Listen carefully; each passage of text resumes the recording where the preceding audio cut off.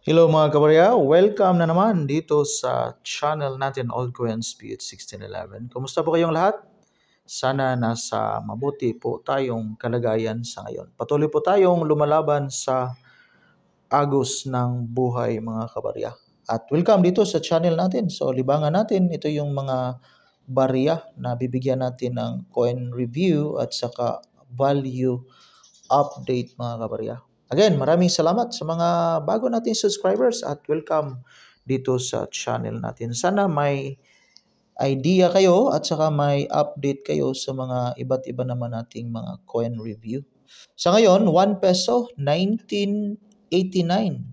Ito yung tinatawag na pisong kalabaw. So, ito yung titinan natin mga kabarya kung magkano na kaya yung value sa bariyang ito.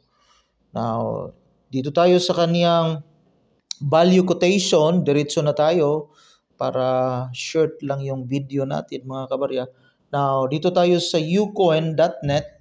So, may barya na feature dito sa ucoin.net. So, 1 peso 1989. So, ito yung barya natin na 1989 Jose Rizal. So, 0.87 US dollar. So, hindi umabot ng 50 pesos yung sa ucoin.net. While try natin tingnan dito sa in.numista.com, so itong bariyang ito, so ito yung 1 peso na 1989. So, ito yung bariyang ito. Demonetize na ito yung nung January 2, 1998. So, dito sa 1989, ito yung value appraisal ni in.numista.com. Yung fine, 22 pesos. Yung very fine, 30. Extra fine, 46. Hanggang 120 pesos yung uncirculated. So, napapansin natin dito sa very good, walang value quotation.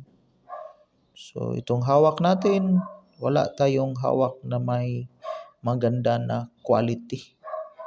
So, nasa 20% yung kaniyang frequency. Mataas yung kaniyang frequency, marami ang na-produce sa ganitong klaseng barya. So, now, dito sa eBay, again, palagi tayong nag-update din dito sa eBay.